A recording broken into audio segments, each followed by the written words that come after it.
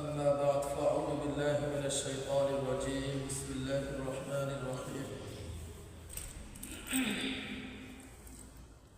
باب الخروج في طلب العلم أرحل جابر بن عبد الله رضي الله تعالى عنه مسيرة شهر إلى عبد الله بن أنيس في حديث واحد সম্মানিত উপস্থিতি, আল্লাহ তাআলার তৌফিক নসিব হলে আজকের আলোচনায় আমরা সহিহুল বুখারীর কিতাবুল ইলমের 19 নম্বর পরিচ্ছেদ আল খুরুজ ফি তলাবিল ইলমি, কোরআন হাদিসের জ্ঞান অন্বেষণের জন্য ঘর থেকে বের হয়ে যাওয়া। এ ব্যাপারে ইমাম বুখারী রাহমাতুল্লাহি আলাইহি সর্বপ্রথম জাবের ইবনে আব্দুল্লাহ রাদিয়াল্লাহু তাআলা আনহু তার একটা ঘটনা উল্লেখ করেছেন অল্প কথায়, যে রহালা জাবের ইবনে আব্দুল্লাহ রাদিয়াল্লাহু তাআলা আনহু مسيرة شهر إلى عبد الله بن أنيس رضي الله تعالى عنه في حديث واحد। জাবের ইবনে আব্দুল্লাহ রাদিয়াল্লাহু তাআলা আনহুমা তিনি ফি হাদিস ওয়াহিদিন একটা হাদিস শোনার জন্য এক মাসের পথ অতিক্রম করে চলে গেলেন আব্দুল্লাহ ইবনে উনাইস রাদিয়াল্লাহু তাআলা আনহুর কাছে, শুধু একটা হাদিস শোনার জন্য। কয় মাসের পথ? কোথায় থেকে? মিনাল মাদিনাতি ইলা শাম, মদিনাতুল মুনাওয়ারাতে ছিলেন আব্দুল্লাহ ইবনে জাবের রাদিয়াল্লাহু তাআলা আনহু। তিনি শুনতে পেলেন যে একটা হাদিস আছে, যে হাদিসটা আব্দুল্লাহ ইবনে উনাইস রাদিয়াল্লাহু তাআলা আনহু সরাসরি রাসূল করিম সাল্লাল্লাহু আলাইহি ওয়াসাল্লাম থেকে শুনেছিলেন। এই কথা শোনার পরে তিনি মদিনাতুল মুনাওয়ারা থেকে বাহন নিয়ে বের হয়ে গেলেন। এক মাস চললেন, চলার পরে চলে গেলেন সেই ফিলিস্তিন। শাম মানে কি? ফিলিস্তিন। পুরো এলাকাকে আগে শাম বলা হতো। সেখানে গেলেন, যাওয়ার পরে ব্যাখ্যার মধ্যে যে কথাটা আসছে, যাওয়ার পরে তিনি দারোয়ানকে বললেন যে তোমার মালিক আব্দুল্লাহ ইবনে উনাইস রাদিয়াল্লাহু তাআলা আনহুকে বলো যে জাবের এসেছে মদিনাতুল মুনাওয়ারা থেকে। এই কথা শোনার পরে তিনি কেটে চলে আসলেন, এসে তাকে সাথে মুআলাকা করলেন। মুআলাকা করার পরে জাবের ইবনে আব্দুল্লাহ রাদিয়াল্লাহু তাআলা বললেন যে ভাই, আমি শুনেছি আপনি একটা হাদিস রাসূল করিম সাল্লাল্লাহু আলাইহি ওয়াসাল্লাম থেকে সরাসরি শুনেছেন। এই জন্য আমি এক মাসের পর সে মদিনাতুল মুনাওয়ারা থেকে এক মাসের পর অতিক্রম করে আমি আপনার কাছে এসেছি। দয়া করে হাদিসটা আপনি আমাকে শুনিয়ে দিন। এই হাদিসটা কি? ব্যাখ্যার মধ্যে আসছে। হাদিসটা হলো ইয়াহশুরুল্লাহুল ইবাদ, রাসূল করিম সাল্লাল্লাহু আলাইহি ওয়াসাল্লাম থেকে আব্দুল্লাহ ইবনে উনাইস রাদিয়াল্লাহু তাআলা বলেন যে সামিআতুন নবী সাল্লাল্লাহু আলাইহি ওয়াসাল্লাম ইয়াকুল, আমি রাসূল করিম সাল্লাল্লাহু আলাইহি ওয়াসাল্লাম থেকে সরাসরি মুখ থেকে এই কথা বলতে আমি শুনেছি, ইয়াহশুরুল্লাহুল ইবাদ ফায়ুনাদিহিম বিসাউতিন ইয়াসমাউহু মান বা'দা কামা ইয়াসমাউহু মান করবা।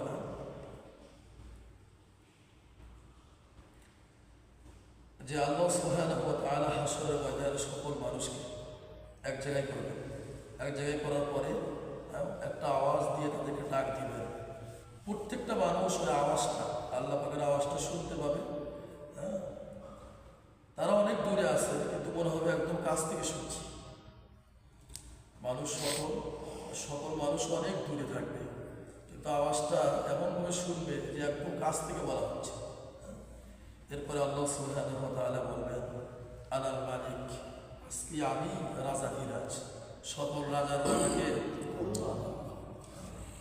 সূরা গাফির অথবা সূরা মুমিনের মধ্যে আসে আল্লাহ হাশরের ময়দানে বলবেন, লিমানিল মুলকুল ইয়াউম, আজকের এই দিনের রাজত্ব কার? সবাই স্তব্ধ হয়ে যাবে।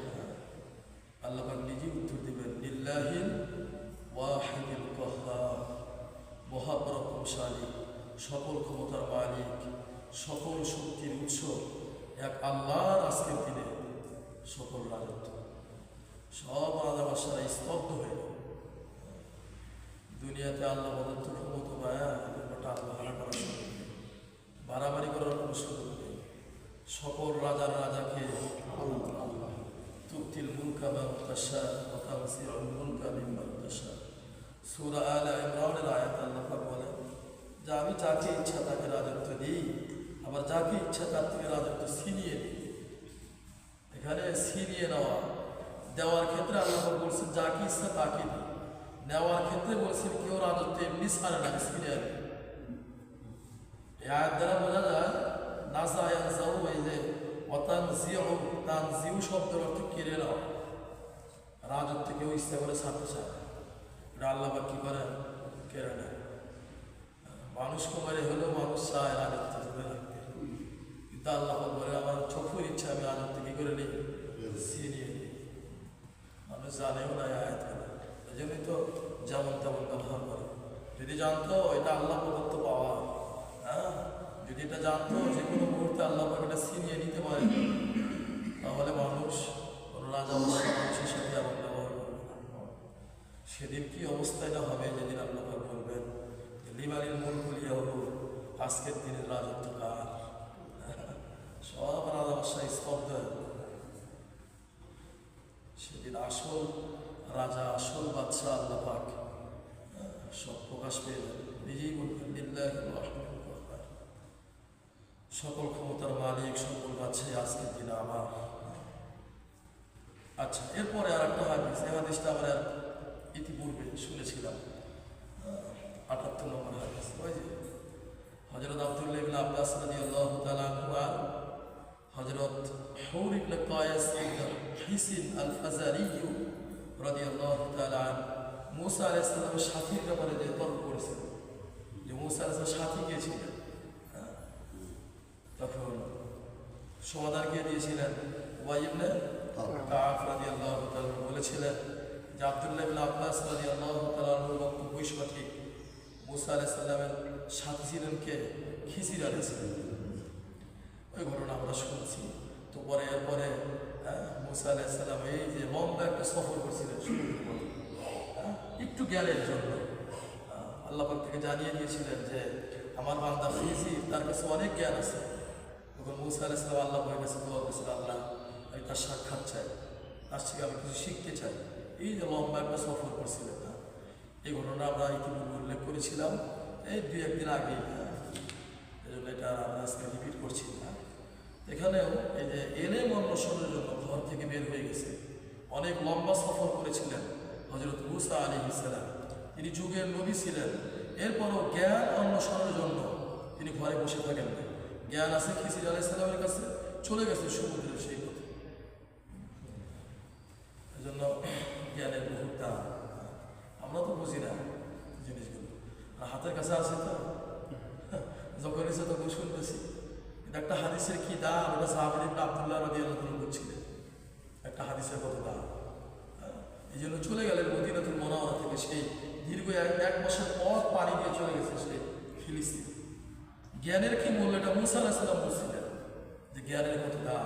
তিনি আর বাড়িতে বসে না থেকে আল্লাহ পাক বলেছেন যাও সমুদ্রের মধ্যে, সমুদ্র পার দিয়ে হাঁটতে থাকো, মাছ যেখানে হারিয়ে যাবে সেখানে থেকে পাবো, তার সাথে থাকবেন, জ্ঞান নিলেন। আচ্ছা, এরপর আর একটা পরিচ্ছেদ, 20 নম্বর পরিচ্ছেদ, বাবু ফাদলিন মান আলিমা ওয়া আল্লামা। যে ব্যক্তি এলেম অন্বেষণ করে, যে ব্যক্তি এলেম শেখে, কোরআন হাদিসের জ্ঞান যে ব্যক্তি শেখে এবং অপরকে যে ব্যক্তি শিক্ষা দেয়, এই ব্যক্তির মর্যাদা সম্পর্কে পরিচ্ছেদ। হাদিস কি? হাদিসে বর্ণনা করে আবু মুসা আশআরী রাদিয়াল্লাহু তাআলা আনহু আনিন নবী সাল্লাল্লাহু আলাইহি ওয়াসাল্লাম قال مثل ما بعثني الله به من الهدى والعلم كمثل الغيث الكثير أصاب أرضا।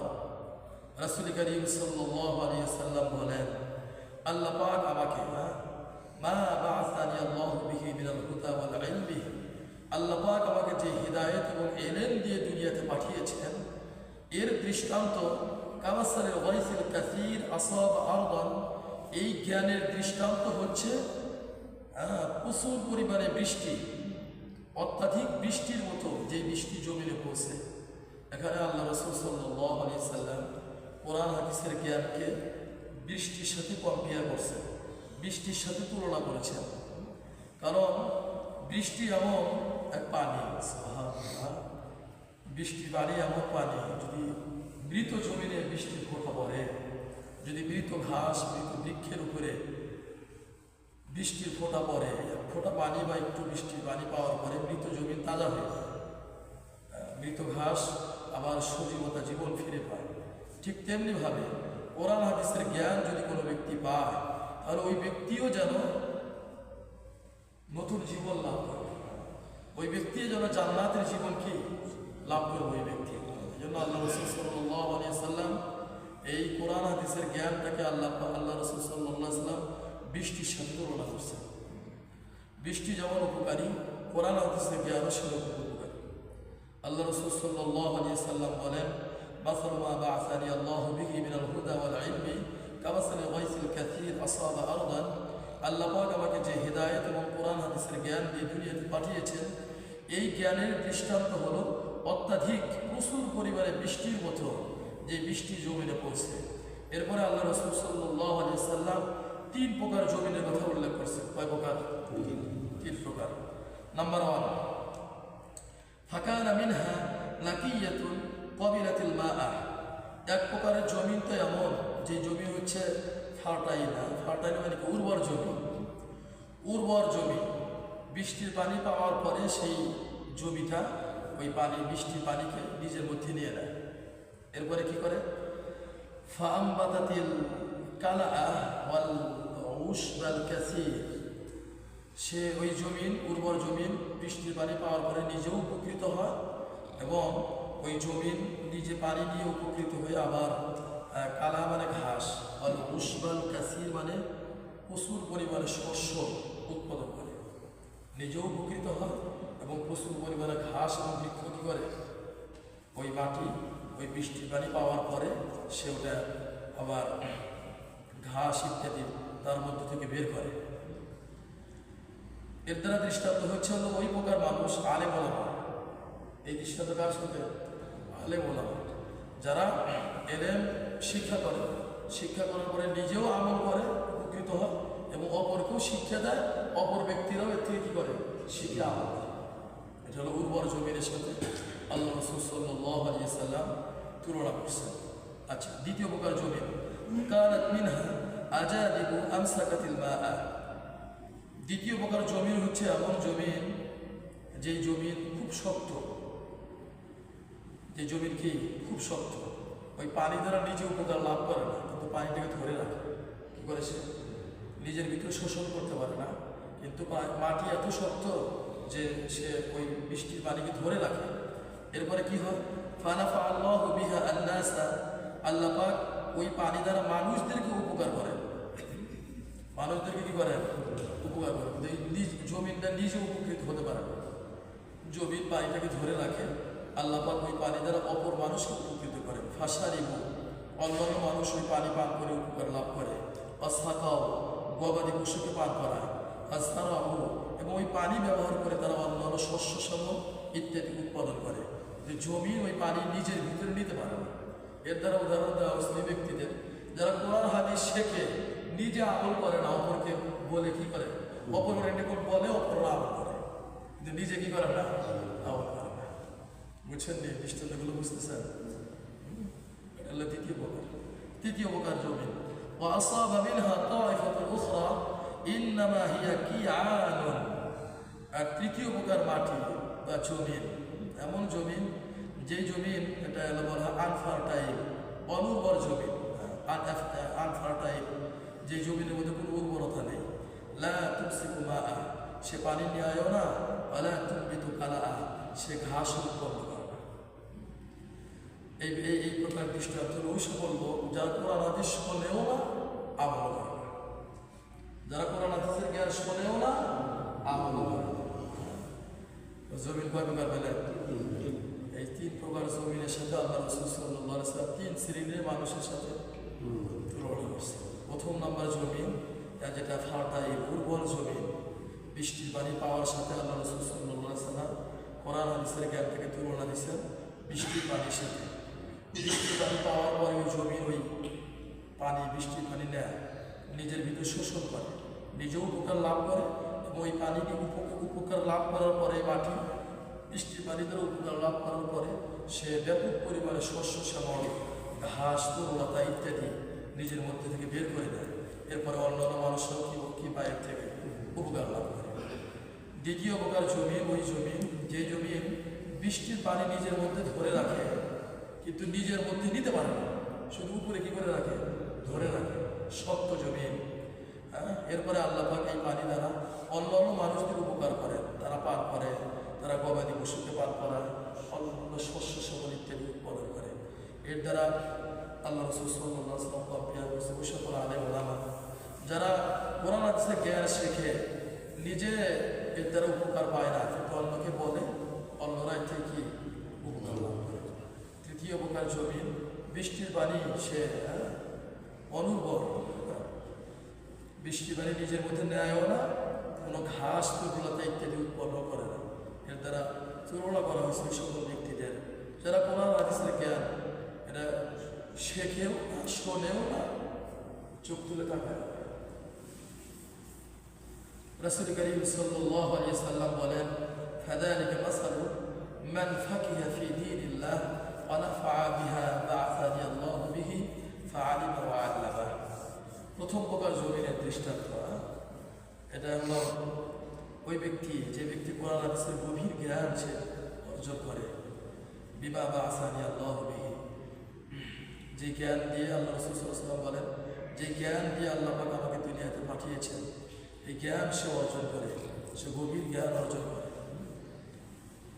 অনাফা বিহা, সে নিজেও উপকৃত হয়, ফাআলিমা ওয়া আল্লামা, মানে নিজেও শেখে, ও আল্লামা, অপরকেও কি করে, শেখে, নিজেও শেখে, অপরকেও শিক্ষা দেয়।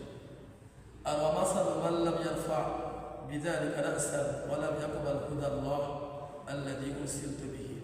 আর তৃতীয় নাম্বার দৃষ্টান্ত যেটা হয়েছে ওই জমি মাটি নেয়ও না, কোনো বৃক্ষ উৎপন্ন করে না, নিজের মধ্যে থেকে বের করে না। মানে কোরআন হাদিসের দিকে এর দৃষ্টান্ত হলো যারা যে ওয়ামাসালুল্লাহ ইয়ারফা বিযালিকা রাসান, কোরআন হাদিসের কথা জ্ঞান আছে, এর থেকে মাথা তুলে করে তাকায় না, শোনেই না, মনেই করে না, এটা মনে করে যারা এগুলো কিছুই না। লাম ইয়াকবাল হুদাল্লাহ, আল্লাহ রাসূল সাল্লাল্লাহু আলাইহি ওয়াসাল্লাম বলেন, আল্লাযী উরসিলতু বিহি, আল্লাহ পাক যে জ্ঞান দিয়ে আমাকে দুনিয়াতে পাঠিয়েছেন, ওই জ্ঞান, ওই হেদায়েতের কথাগুলো সে শোনেও না, ওর দিকে মাথা তুলে তাকায় না। আল্লাহ রাসূল সাল্লাল্লাহু আলাইহি ওয়াসাল্লাম এইভাবে কোরআন হাদিসের জ্ঞানটাকে বৃষ্টির সাথে তুলনা করেছেন। এরপরে তিন প্রকার জমিনের কথা উল্লেখ করে আল্লাহ রাসূল সাল্লাল্লাহু আলাইহি ওয়াসাল্লাম তিন শ্রেণীর মানুষের সাথে কম্পেয়ার করে, তুলনা করে বুঝিয়ে দিয়েছেন। এই জন্য কোরআন হাদিসের জ্ঞান অমূল্য রতন। বর্তমান প্রেক্ষাপটে আপনারা দেখবেন এর কোনো ভ্যালু নেই পৃথিবীতে। বাংলাদেশের আরো বিডিএল স্ট্রিটে তো আলহামদুলিল্লাহ অনেক আছে, বিডিএল স্ট্রিটে বহুত আছে, ওখানে এক একটা ইমামের পাওয়ার বহুত, এক একটা এবার এগুলো ওরা সরকারি হিসাবে এবং সরকারি সব কিছু ওরা ব্যবহার করে, এবং এক একজন ইমামের বহুত দাম আছে সেখানে। আমাদের বাংলাদেশে কোনো ভ্যালু নেই। হাদিসের মধ্যে আসছে যে কোরআন হাদিসের জ্ঞান উঠিয়ে দেওয়া হবে একটা সময়, তাই সামনে আসতেছে একটা সময় মানুষ নামাজের প্রতি অনীহা চলে আসবে, কেউ নামাজের ইমামতি করতে চাইবে না। সহিহ হাদিসের মধ্যে আসছে নামাজের ইমাম কেউ হতে চাইবে না। কেন চাইবে না?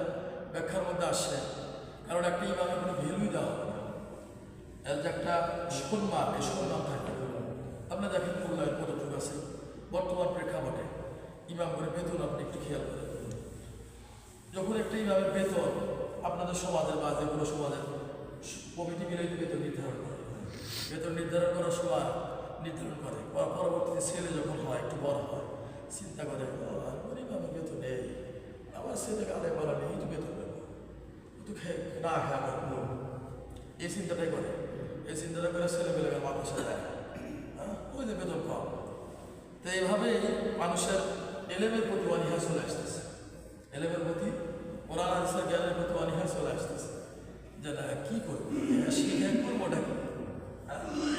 দেখেন ম্যাক্সিমাম মানুষ নিজেদের ছেলে মেয়েদেরকে এই জ্ঞান শিক্ষা দেয়, এই জ্ঞান কি দেয় না, শিক্ষা দেয় না দিয়ে এই যে কোরআন থেকে বিমুখ করে নিয়ে যেতে স্বর্ণ বলছে।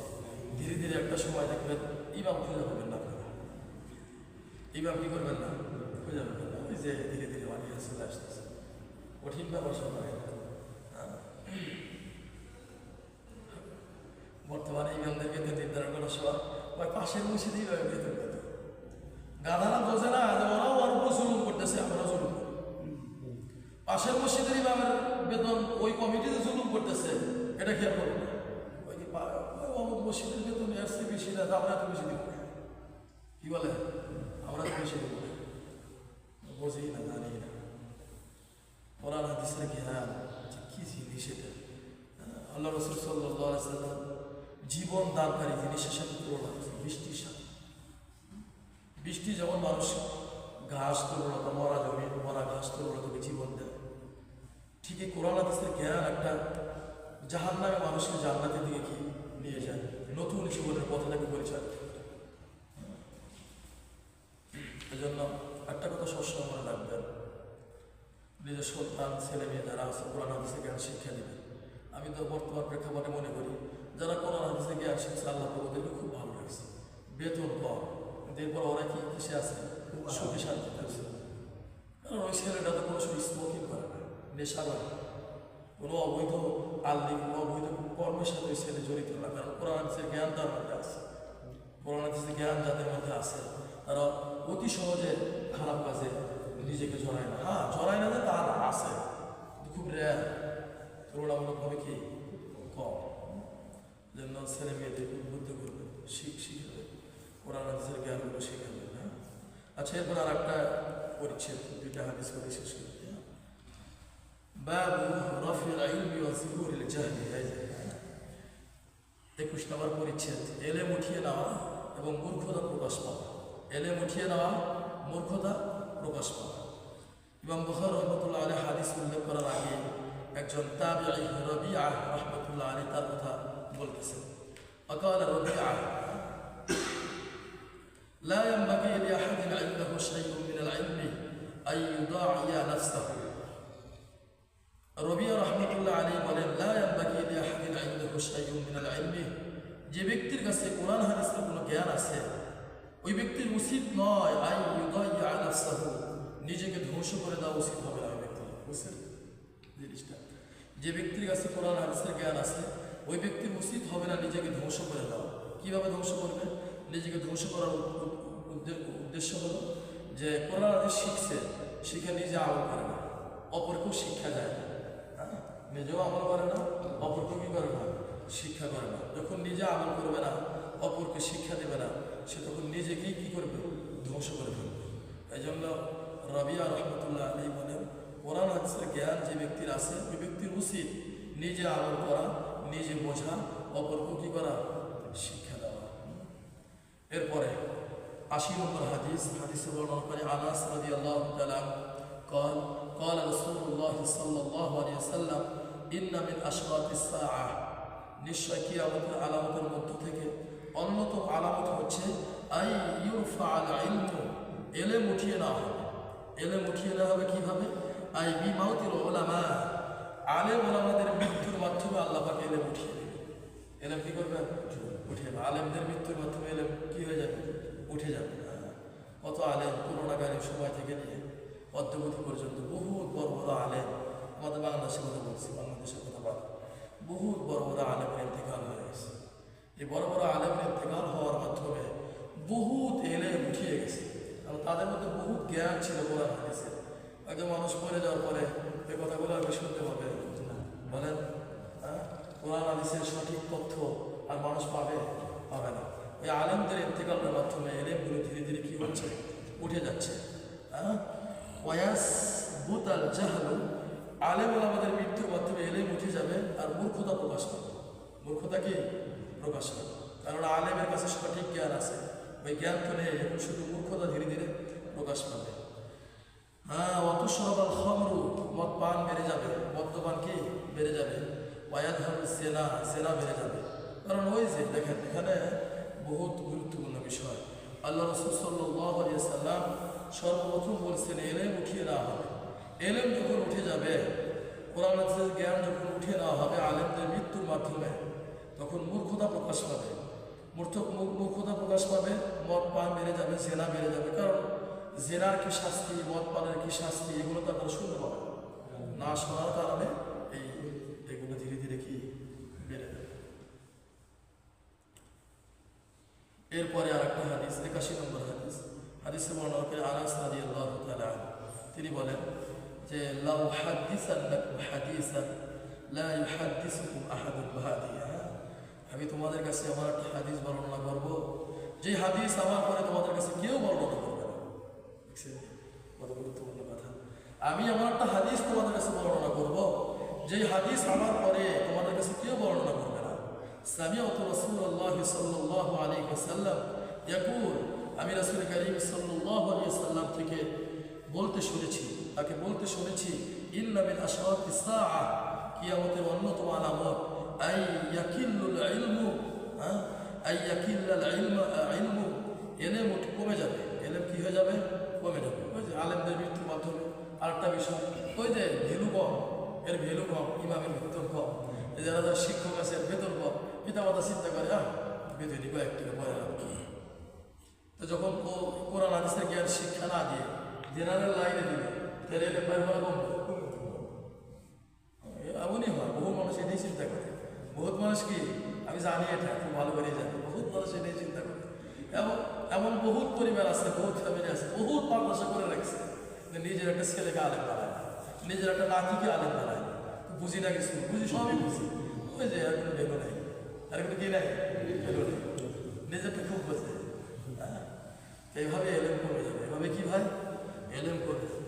দেখেন বর্তমান প্রেক্ষাপটে আপনি দেখেন, আপনাদের গ্রামেই দেখেন না কয়টা ছেলে কোরআনের হাফেজ আছে, কয়টা ছেলে আলেম আছে আপনাদের গ্রামে, একটু খেয়াল করেন। আর কত ছেলে একটু কম তুলনা করেন, আর কত ছেলে জেনারেল লাইনে শিক্ষিত হচ্ছে, একটু হিসাব করেন। চিন্তা করে শিখে লাভ কি, কিন্তু জানে না যে এটাই আসল জিনিস। এটাই কি, এটাই আসল জিনিস। কোনো ব্যক্তি যদি সঠিক নিয়তে এগুলো শিখতে পারে, আল্লাহ পাক ওই ব্যক্তিকে সম্মানও দেবেন, রিজিকও দেবেন। সম্মান আর রিজিক দুটো একসাথে পাওয়া তো সহজ জিনিস না। বহুত মানুষের আমি দেখছি 8 লাখ 10 লাখ টাকা বেতন দেখছি, গাড়ি কোম্পানি থেকে ফিরি, বাড়ি কোম্পানি থেকে ফিরি, কি লাক্সারিয়াস লাইফ। কিন্তু মালিকের কাছে গেলে কি তো কথা করে মাঝে মাঝে, এমন ভাষা বলে গালি দেয়, এমন ভাষা বলে গালি দেয়, আমি নিজে শুনে মাঝে মাঝে অবাক হয়ে যাই যে আর কি বলতে আছে। টাকাটাই সে কাজ করতেছে কোম্পানি মনে করে, অর্ডার আছে মনে করেন ফ্রান্স থেকে 2 কোটি কেজির অর্ডার আছে। অর্ডারটা দিতে হবে মনে করেন ডিসেম্বর মাসের 10 তারিখ, আমার অর্ডারটা পুরা 2 কোটি কেজি আমাকে পাঠাতে হবে। কিন্তু কোনো এক ঘটনা বলে এই তারিখের মধ্যে সে দিতে পারে। ওদিক থেকে ওই মালিক বলছে এত টাকার চুক্তি সই হয়েছিল তোমার সাথে, তুমি আমাকে গেঞ্জি এখনো দিতে পারো না, যাও তোমার সাথে আমি সব লেনদেন করে বাতিল করে দিল। অনেক গেঞ্জিগুলো সে কী করবে, লস প্রজেক্ট না, এটা লস প্রজেক্ট। এখন মালিক কী করে জানা, মালিক বলছি পিএমের টিকা নিয়ে আসে, আচ্ছা বলতে গালি দেয়। কী করছো ওখানে কিছু দেখে না, ওরা কি দেখে না, কিচ্ছু দেখে না। ওরা আমাদের জ্ঞান যারা শেখে, সঠিক পথে যারা চলবে, ব্যাঠিক পথে আলেম বহুত আছে। একটা আছে দরকারি আলেম, আছে তরকারি আলেম, অসরকারি আলেম আছে, সরকারি আলেম আছে, তরকারি আলেম আছে। এই তরকারি জিগিনে দিবেন হেগেরি, হ্যাঁ কাজের আলেম, কাজের আলেমদেরকে আল্লাহ, যারা কাজের আলেম, যারা দরকারি আলেম, যারা সমাজের লোকদের কাছে বিকৃত না, যারা সরকারি কাছে কিনা বিকৃত হয় না, নিজেকে বিলিয়ে দেয় না, ওদেরকে আল্লাহ পাক সম্মান দিয়ে রাখে, দিয়ে রাখেন, ওদেরকে সম্মান দিয়ে রাখে। কিন্তু যে সমাজের লোকদের কাছে, কমিটির লোকদের কাছে নিজের কোরআন হাদিসের জ্ঞানকে বিক্রি করে ফেলে, বা সরকারের কাছে যদি কোরআন হাদিসের জ্ঞানকে বিক্রি করে ফেলে, সাময়িক কিছু সম্মান পেলেও ওই ব্যক্তি কোনো না একদিন সে লাঞ্ছিত হবে।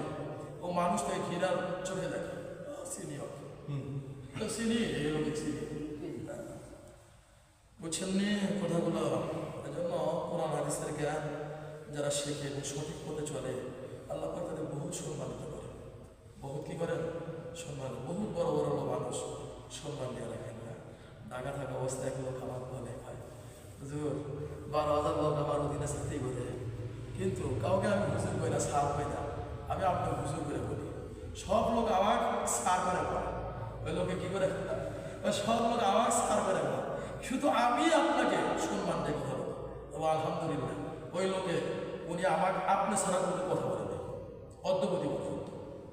লোক কি করে? ওই যে 12,000 লোক আমার অধীনে, সবাই আমাকে সার করে পড়ে, কিন্তু আজীব ব্যাপার, আমি আপনাকে আপনি করে বলি ও সার করে এই হুজুর করে বলি। হুজুর মানে বড় সার, হুজুর মানে কি বলছি এটা আমার কে কোরআন হাদিসের কি জ্ঞানের কারণে। ওই জন্য আল্লাহ আমরা শুধু জিনিসগুলো বুঝি না। নিজের সন্তানদেরকে যদি আপনি সলিড নিয়ে যদি শেখান, ওভাবে শেখান, আপনিও সম্মানিত হবেন, আপনার ছেলেও সম্মানিত হবে। দুনিয়ার সামান্য রিজিক এটা কোনো ফ্যাট করো না, এটা কোনো ম্যাটার না, এটা কোনো বিষয় না। যাই হোক, আনাস রাদিয়াল্লাহু তাআলা বলতেছেন যে কিয়ামতের অন্যতম আলামত আমি রাসূল কারীম সাল্লাল্লাহু আলাইহি ওয়াসাল্লামকে শুনেছি যে এলেম কমে যাবে, হ্যাঁ, কোরআন হাদিসের জ্ঞান কমে যাবে, মানুষ অন্য শিক্ষায় শিক্ষিত হবে, কিন্তু কোরআন হাদিসের শিক্ষায় মানুষ নিজেদেরকে শিক্ষিত করবে না, নিজেদের সন্তানদেরকে শিক্ষিত করবে না, বিধায় এলেম ধীরে ধীরে কমে যাবে। ওয়ায়াযহারুল জাহলু, মূর্খতা প্রকাশ পাবে। ওয়ায়াযহারুজ জিনা, জিনা প্রকাশ পাবে। ওয়াতাকথুরুন নিসা, নারীদের হার বেড়ে যাবে। ওয়াকিল্লুর রিজাল, পুরুষদের হার কমে যাবে। নারীদের হার বেড়ে যাবে, পুরুষদের হার কমে যাবে। অনেক কারণ আছে, অন্যতম কারণ যুদ্ধ বিগ্রহের কারণে। দেখেন তো 2 দিন আগে যে কয়েকটা ঘটনা বাংলাদেশে ঘটনা ঘটে গেল, কয়টা নারী মরছে? নারী কয়টা মরছে? একজন না একজন মরছে, কত মরছে? 2-3 মতো নারী, কিন্তু আপনি পুরুষ কতজন মরছে? হাজারের উপরে। জরিপ দেখায় কয়টা কত বললাম? 300। আপনি তোয়ালে খবর না দেখেন কতগুলো মরছে, কতজন মরছে। গতকাল যাওয়ার সময় এক ঘটনা ঘটে গেছে, আমি ফোন সাইলেন্ট করে গেছি এখান থেকে, আর মনে নাই। রাস্তায় যাওয়ার পর এক ছেলে ঢাকা ইউনিভার্সিটিতে পড়ে, তো আমার রাস্তায় দেখে ভাই আমাদের বাড়ি গেছে, বাড়ির আগে সালাম দিয়েছে, তো অনেক কথাবার্তা হইল ওর সাথে, কী পরিস্থিতি, অনেক কথা হইল। কথা বলতে আমার বাড়ির থেকেও টেনশন, রাত 10টা বাজার পাইছে, তো আমারও খেয়াল নাই যে মানে ও এমন কিছু কথা বলতেছে আমার সাথে, ওটা শোনার কথা, ডাইরেক্ট সরজমিনে দেখছে, দেখছে। ও একটা গুরুত্বপূর্ণ কথা বলছে, সেটা হলে ছাত্রলীগের গোলাপানগুলো এই কোঠার সাথে ছিল, যে না আমাদের চাকরি দরকার, ওরাও কোঠার পক্ষে আন্দোলন, মানে কোঠা বিরোধী, কোঠা তুলে দিত। কিন্তু যেই প্রশাসনে কিছু গুরুত্বপূর্ণ লোক বলছে আমাদের ছাত্রলীগের লোক ছেলে মেলে যথেষ্ট, তখন ওরা ওদের সাথে বিস্তীর্ণ হয়ে গেছে। ওই ছেলেটা বলতে সম্পূর্ণ দায়ী যারা এরকম বক্তব্য দিচ্ছে, উস্কানিমূলক কথা বলছে। এখানে উস্কানি দেখে না, উস্কানি দেখে অন্যদেরকে। এরা মূলত ভেজালটা ওই ছেলেটা বলতেছে যে পুরা ছাত্রলীগের ছাত্রগুলো আমাদের সাথে একই সাথে আমরা আন্দোলন করছি। যখন এই কোঠা বিরোধী আন্দোলন হয়েছে, পুরা ছাত্রলীগের পোলাপান্ডা আমাদের নেতৃত্ব দিচ্ছে, এ কারণে আমাদেরও চাকরি করবে। 56% যদি মুক্তিযোদ্ধার সন্তান আর বিয়েদের অন্যদের থাকে, তাহলে চাকরি আমরা করতে হবে, আমাদেরও চাকরি করবে। ওরা একই সাথে একই দামে ওরাই নির্দি আক্রমণ নেতৃত্ব দিচ্ছে, কিন্তু যেই মাত্র ওই নেতা ফেতারা বলেছে যে ওদের সাইজ করার আমাদের ছাত্রলীগের পোলাপানি যথেষ্ট, ওরা তখন ভাগ হয়ে গেছে। ওরা তখন কি হয়ে গেছে? ছেলেটা বলতেছে ওরা আর আমাদের সাথে থাকে, ওরা আমাদের সাথে থাকে না, ওরাই আমাদের নেতৃত্ব দিবে, ওরা ভাগ হয়ে গেছে। এখন 2 দিন পরে ওরা আমাদের ভাগ। এগুলো বোঝার বিষয়, কে কে বলে, কে জানে, কে খেয়াল করে বিষয়গুলো। যাই কথা কোথেকে আসলো? ওই পুরুষ বেড়ে যাবো, নারী বেড়ে যাবো। এই যে কত মানুষের মারা হলো, নারী গজে মরছে, পুরুষ গজে মরছে, পুরুষ বেশি মনে নাই। তো এইভাবে প্রত্যেকটা ক্ষেত্রে নারীরা বেড়ে যেতেছে, নারীরা বেড়ে যেতেছে। একটা পর্যায়ে কি হবে? হাত্তা ইয়াকুনা লি 50 ইমরাতান আল কাইয়িমুল ওয়াহিদ, একটা সময় এমন হবে যে পুরুষজন নারীর নেতৃত্ব দিবে একজন, মানে একজন পুরুষ হবে আর নারীরা কয়জন হবে? 50 জন হবে। একটা পুরুষের মোকাবেলা নারী কয়জন হবে?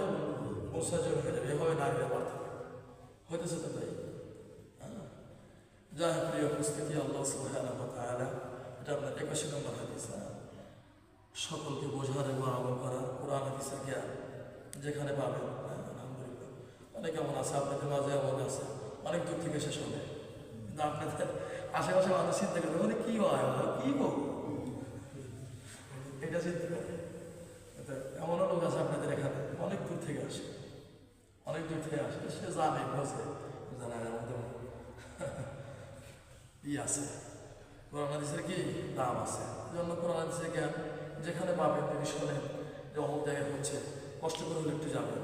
আব্দুল্লাহ ইবনে জাবের রাদিয়াল্লাহু তাআলার মতো সাহাবী 1 বছর পথ অতিক্রম করে চলে গেছে সেই ফিলিস্তিন। একটা হাদিস, আর আমি আপনি কয়টা হাদিস জানি, এরপর আমরা আমাদের শেখার কোনো ই নেই, সকলকে আগ্রহ তৈরি করা, বোঝার, আমল করার তৌফিক দেবে। 2টা প্রশ্ন ছিল, ওই যে আপনার একটা প্রশ্ন ছিল যে নামাজে দাঁড়িয়ে গেলাম, সূরা ফাতিহা পড়ার পর যদি আমি সূরা বারাত তেলাওয়াত করি বা সূরা তওবা তেলাওয়াত করি, তাহলে কি বিসমিল্লাহির রহমানির রহিম পড়তে হবে কিনা? হ্যাঁ, পড়তে পারবো। আরিফ যেটা বলছিল ওটি পড়া লাগবে, কারণ এটা শুধু নির্দিষ্ট সূরা আনফালের সাথে, সূরা আনফালের সাথে কি, আপনি যদি সূরা আনফাল থেকে পড়া শুরু করেন তাহলে ওখান থেকে বিসমিল্লাহ পড়া দরকার নেই। কিন্তু আপনি যদি ভিন্নভাবে নতুন করে তেলাওয়াত করেন, যেখান থেকেই করেন, আপনাকে সূরা ফাতিহার পরেই বললো কি বিসমিল্লাহির রহমানির রহিম পড়তে হবে। আর আপনার একটা প্রশ্ন ছিল যে ওই যে মুশরিকদেরকে বের করে দেওয়া, এটা কি, এটা গোটা আরব ভূমির জন্যই ছিল, কিন্তু এই আইনটা রাসূল কারীম সাল্লাল্লাহু আলাইহি ওয়াসাল্লামের যুগে বাস্তবায়ন হয়। এটা ওমর ফারুক রাদিয়াল্লাহু তাআলার সময় এসে বাস্তবায়ন আছে, বর্তমানের বাস্তবতা নাই। আল্লাহ রাসূল সাল্লাল্লাহু আলাইহি ওয়াসাল্লাম, মুশরিকরা আরব ভূমিতে থাকতে পারবে না, এটাই আল্লাহ তাআলার দাবি, এবং রাসূল কারীম সাল্লাল্লাহু আলাইহি ওয়াসাল্লামের মনের বড় তামান্না ছিল। কিন্তু এই বিধানটা রাসূল কারীম সাল্লাল্লাহু আলাইহি ওয়াসাল্লামের যুগে বাস্তবায়ন হয় নাই। ওমর ফারুক আবু বকর সিদ্দিক রাদিয়াল্লাহু তাআলার সময়ও বাস্তবায়ন হয় নাই। বাস্তবায়ন হয়েছিল কার যুগে যায়? ওমর ফারুক রাদিয়াল্লাহু তাআলার সময় এসে সব মুশরিকদেরকে আরব ভূখণ্ড থেকে বের করে দেওয়া হয়েছে, যাও এখানে থাকতে পারবে। অনেক বিধান এমন আছে যে না, ওমর ফারুক রাদিয়াল্লাহু তাআলার সময় বাস্তবায়ন হয়েছিল, তার মধ্যে এটা একটাই। যাই হোক, পরে আরো আলোচনা আসবে। আল্লাহ সুবহানাহু ওয়া তাআলা, আমরা যারা বলি, যারা শুনি, বললে ওরা শুনতে ওয়ালা, সবাইকে বোঝার এবং আমল করার তৌফিক দান করেন। আল্লাহুম্মা আমিন। সুবহানাকাল্লাহুম্মা ওয়া বিহামদিকা, আশহাদু আল্লা ইলাহা ইল্লা আনতা, আস্তাগফিরুকা ওয়া আতুবু